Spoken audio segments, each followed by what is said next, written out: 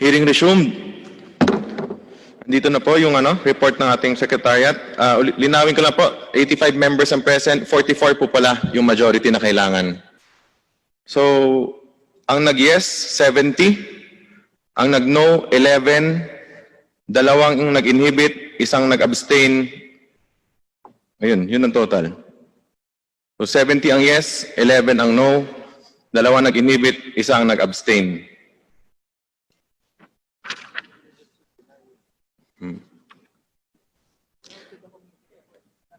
The resolution to deny ABS-CBN's franchise application is hereby adopted. Pursuant to Section 49 of the Rules of the House of Representatives, all House bills and House resolutions relative to the grant or renewal of the franchise application of ABS-CBN Corporation are hereby laid on the table. The committee secretary is hereby directed to inform all the authors of the bills and resolutions of the decision of the committee in writing, and as far as practicable, though electronic mail within 5 days, stating the reasons therefore. Mr. Chair, Mr. Chair, Kong Jonathan. point of clarification lang po. Ano po ba ang ibig sabihin ng laid on the table, Mr. Chair? Comsec. Committee Secretary. Para sir na siya, kill. Maraming salamat, Mr. Chair. Ibig sabihin po, itong usapin patungkol sa pagre-renew ng application ng ABS-CBN ay hindi lang po isinantabi. Ito po ay tinapos na ngayong araw na ito, Mr. Chair. Tama po ba? That is correct. May we call on Deputy Speaker PJ Garcia to make a report of the committee of the TWG.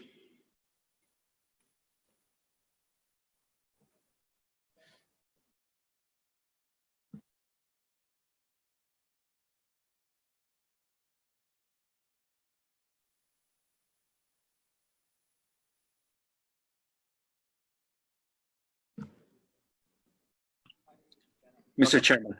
Ayan, please proceed po. Yes, I would just like to make a short manifestation on the process undertaken by the technical working group consisting of Congresswoman Stella Kimbo, Congressman X. J. Romualdo, and myself in coming up with its report and recommendation. This is just short because yesterday we witnessed a thorough, comprehensive summation of the arguments on both sides of the question of whether ABS-CBN deserves another grant of the high constitutional privilege of a legislative franchise to operate. It was the culmination of a series of long hearings at which these questions were raised, answered, and debated. So the task of this TWG was to determine initially the likely consensus among members of the whole Committee on Legislative Franchises, and to prepare a report and recommendation for this committee's consideration. In a process that involved intense debates among members of the TWG on all issues, as well as the ultimate recommendation, the TWG determined that the likely consensus among members of this committee was to disapprove the application of ABS-CBN for another franchise. The TWG then proceeded with the invaluable assistance of the committee secretariat to complete a report on the reasons for the disapproval of the application. All members, I understand, have been furnished copies of this report and recommendation and have had sufficient time to study this report and recommendation. Today, this committee will test whether the TWG's determination of the consensus was correct when it votes on this TWG report and its accompanying resolution. If it is approved by the majority of the voting members of this committee, then it becomes a record of this committee's, as well as this House's, full and final action on the application.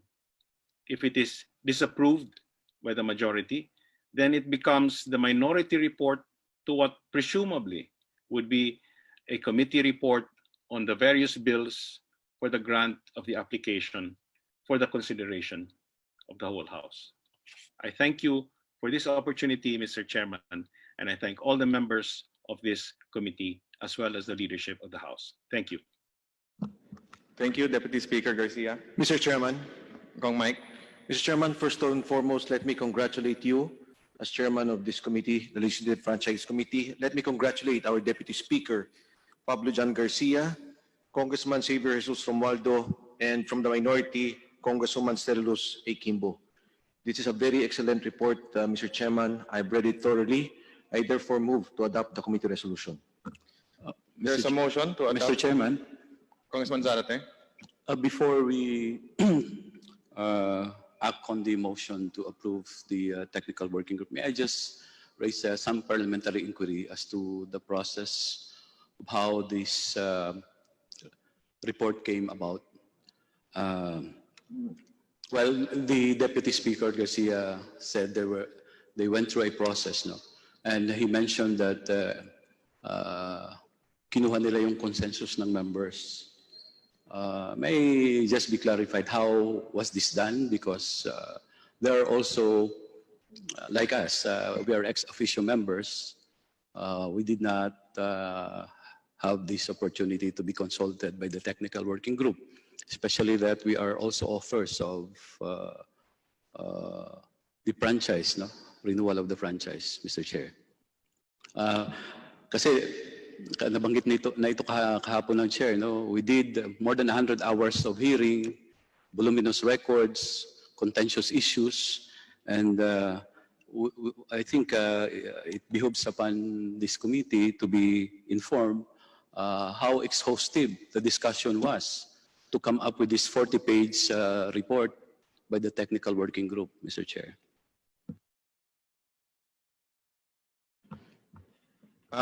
Deputy Speaker Pablo Garcia, would you care to respond to the question of Congressman Zarate? Yes, Mr. Speaker, Mr. Chairman, rather. The consensus was determined by the technical working group by consulting some of the members, and although not all members were consulted, because you know, the inclinations of a lot of the members could already be determined from their conduct during the hearings, the questions they raised, and the points that they argued.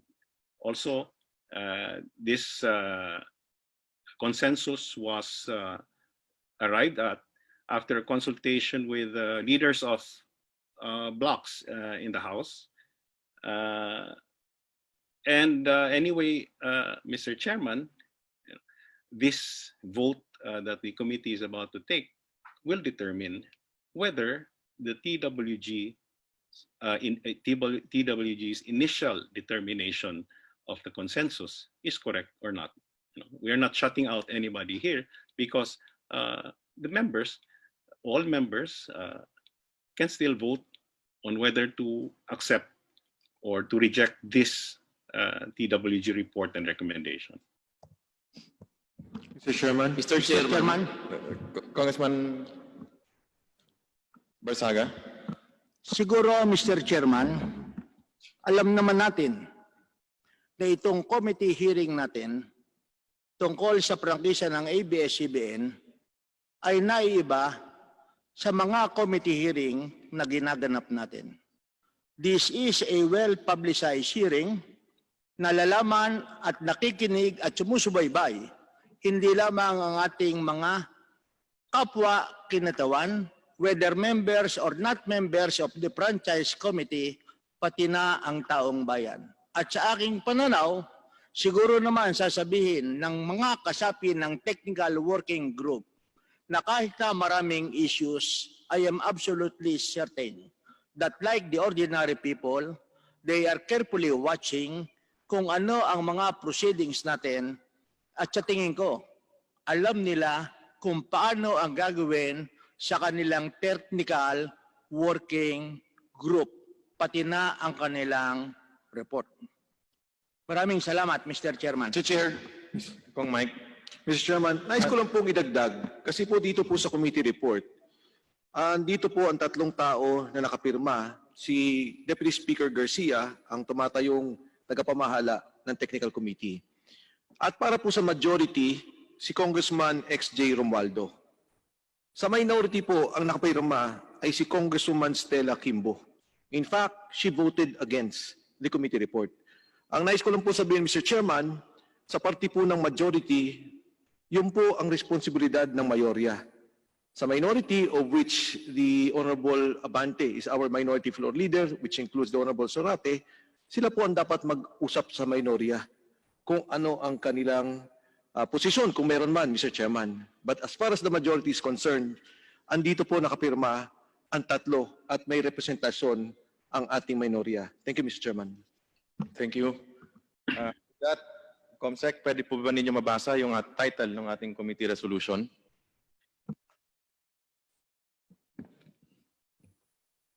Committee resolution. Resolution denying the franchise application of ABS-CBN Corporation to construct, install, establish, operate, and maintain radio and broadcasting stations in the Philippines. There was a motion. Any seconds? Any I objection? second, Mr. Chair. Any Objection, objection? Your There is an objection. Given that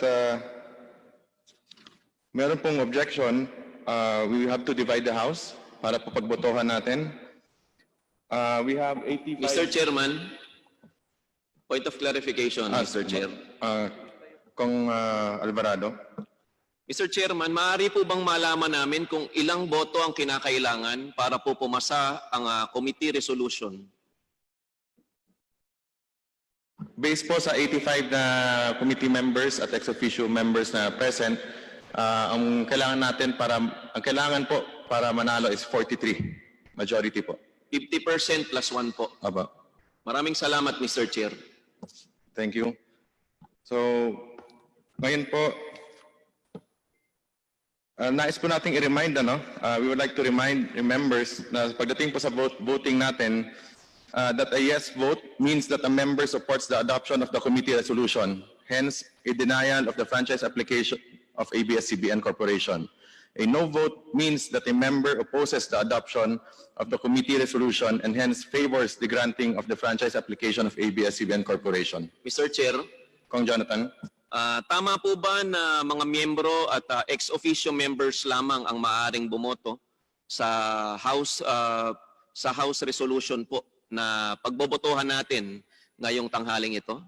Tama po, that is correct. Mr. Chair, kung tama po yun, ang ibig sabihin po, ang pagbobotohan natin dito ay hindi yung pagbibigay ng, ang pinagbobotohan po dito ay kung umaayon ka ba sa committee resolution o hindi.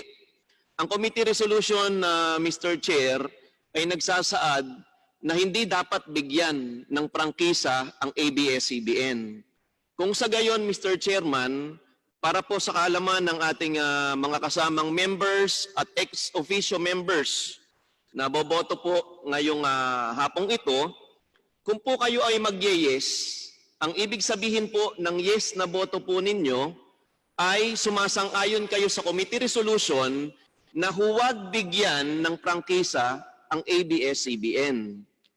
Kung naman po tayo o isa sa atin ay boboto ng no, ang ibig sabihin po ay tumataliwas tayo sa committee resolution, hindi tayo umaayon sa committee resolution at nais po ng membro na bigyan ng prangkisa ang ABS-CBN. Tama po ba yon, Mr. Chairman?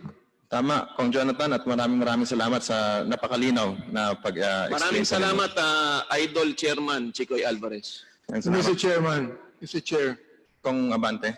so ibig sabihin, yung pagtanggap ng resolution na yan, hindi yung do you accept the resolution as filed or written, no? Therefore, kasama na rito yung pagboto mo if you are for the franchise or against the franchise. That's correct. So therefore, Mr. Chairman, pag ang boto po ay no, ulitin ko po pag ang boto po ay no, ibig sabihin that you do not want ABS-CBN to continue. Baliktad po. If you vote no, you are in favor of ABS-CBN to continue. So ganito, kung pabor po ako na magpatuloy ang ABS-CBN, no dapat ang boto ko. Tama po. Kung ayaw ko nang magpatuloy pang ABS-CBN, yes dapat ang boto ko. Tama po. Salamat po, salamat po. Thank you, Kong Abante. Ngayon po, punta na po tayo sa votation. All those in favor of the adoption of the committee resolution denying the franchise application of ABS-CBN Corporation, please ask to be counted. Ilinawin ko lang po, marami tayong manners, hybrid tayo ngayon, manners ng votation. Pwede pong text, pwedeng Viber, email, at physically present po. The committee secretary is hereby directed to count the votes and record the same.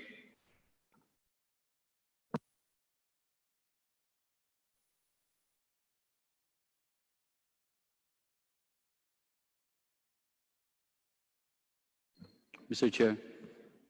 Kung ongoing po yung pagbibilang po natin committee secretary. Itawagon ba isa-isa? Binibilang po muna yung sa Zoom, isa-isahin po natin, and then yung physically present, and then yung nasa nag-text po.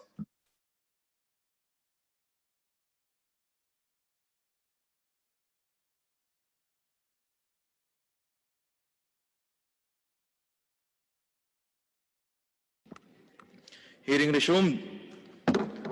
Dito na po yung report ng ating secretariat. Linawin ko lang po, 85 members ang present, 44 po pala yung majority na kailangan.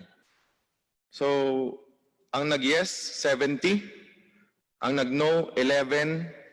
Dalawang nag-inhibit, isang nag-abstain.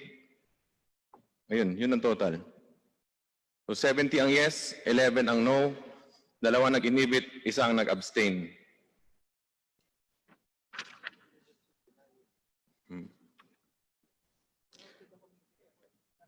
The resolution to deny ABS-CBN's franchise application is hereby adopted. Pursuant to Section 49 of the Rules of the House of Representatives, all House bills and House resolutions relative to the grant or renewal of the franchise application of ABS-CBN Corporation are hereby laid on the table. The committee secretary is hereby directed to inform all the authors of the bills and resolutions of the decision of the committee in writing, and as far as practicable, though electronic mail, within 5 days stating the reasons therefore. Mr. Chair, Mr. Chair, Kong Jonathan. point of clarification lang po. Ano po ba ang ibig sabihin ng laid on the table, Mr. Chair? Comsec. Committee Secretary. Para sir na, ano na siya, kill. Maraming salamat, Mr. Chair. Ibig sabihin po, itong usapin patungkol sa pagre-renew ng application ng ABS-CBN ay hindi lang po isinantabi.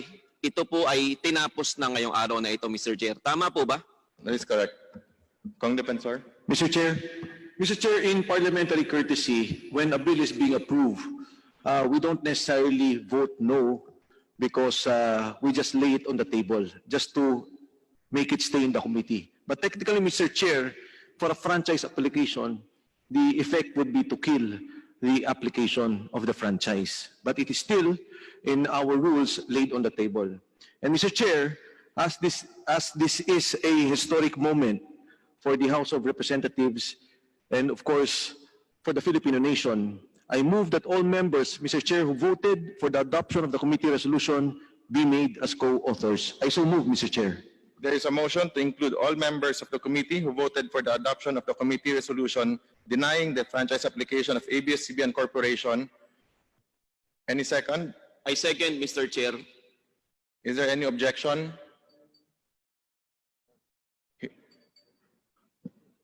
Who voted, not present? I'm sorry. I withdraw my objection. Without any objections, motion is approved. Mr. Chair, I Jonathan. move that the committee adopt the other findings and recommendations contained in the technical working group report, Mr. Chair. There is a motion to adopt the other findings and recommendations contained in the TWG report. Any second? Second, Mr. Is there any objection?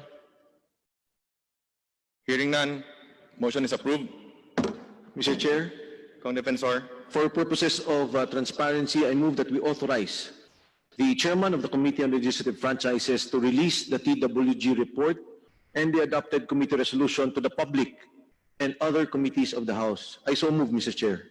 There is a motion. Any second? I second, Mr. Chair. Any objections? Hearing none, motion is approved. Mr. Chair, mukha pong tapos na ang usapin ngayong araw na ito. Mr. Chair, I move to adjourn. Mr. Chair, Mr. Chair, Kung defensor. let me, before I second the motion, let me just congratulate you, also those who voted no. The members of the minority are all here. Those who have worked for the 11 hearings, the 12 hearings, Mr. Chair. Let me congratulate you, Mr. Chairman, again, and the TWG group. I second the motion, Mr. Chair. Mr. Chair, before we adjourn, Yes. I just want to be clarified if this committee report will still be. I just want to be clarified if this committee report will still be presented to the plenary, not anymore. Hindi na po. This is it, no? Okay. Mr. Chair, Congarin. Mr. Chair, we are in receipt of some text from fellow members from the minority who would like to insert explanation of their vote. Yes, Just a pwede moment. po i-submit na lang po sa committee. Thank you. Thank you, Mr. Chair. As there are no other matters to discuss and there's a motion to adjourn, duly seconded, hearing is adjourned.